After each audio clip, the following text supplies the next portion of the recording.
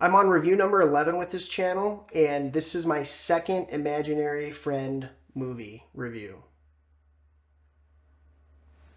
Now, this channel was originally meant for me to go in and see whatever movie my local Cineplex is pushing as likely to have the largest audience, and I'm not sure if I am the target audience for this type of film, so I don't even know that I should really be reviewing these. If is definitely a movie made with the plan of making the most benign, unobjectionable movie possible so it can be geared towards a young audience. One of the things this film has going for it is the mix of live action and animated friends, and I just felt that the designs of the imaginary friends were a little uninspired. They didn't really get me excited about, hey, what is this character going to do? They just felt a little bland.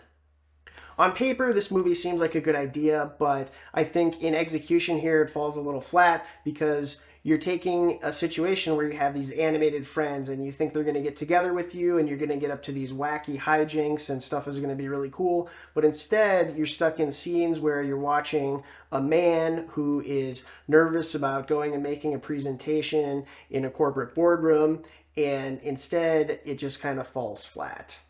I'm really not into musicals. Of course, this is not a musical, but there were a couple of dance sequences that I didn't really love, but they didn't go on for too long, so it wasn't too big of a deal.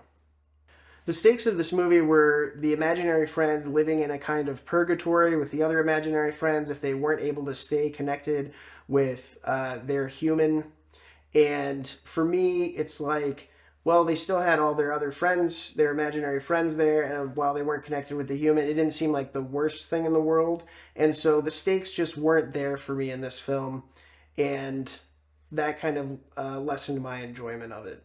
The jokes don't really land in this movie, and there's not a whole lot for the parents to latch onto. When I think of a good kids movie, I think of movies that have scenes that are really imminently rewatchable, and this movie just doesn't have many of those.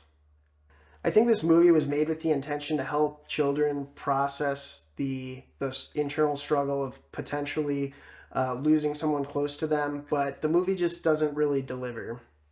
I could be missing something here, but I feel like the moral of the story is that you should use your imagination when you're going through a tough time to help you get through it.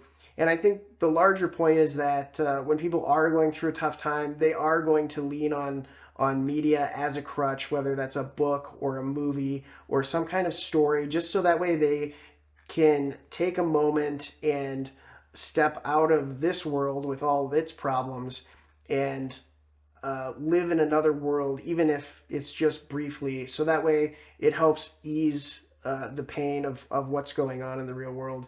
And for me, this movie just doesn't quite deliver on making that promise a reality.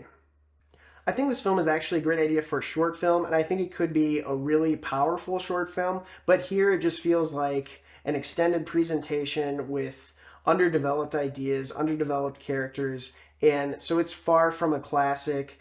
I don't know, I could have a completely incorrect take on this, but to me it just feels a little bland, a little basic. It doesn't have the heart that it needs to really have the staying power as a film that's truly going to have an impact. And maybe I shouldn't be reviewing children's films, but it just didn't land for me.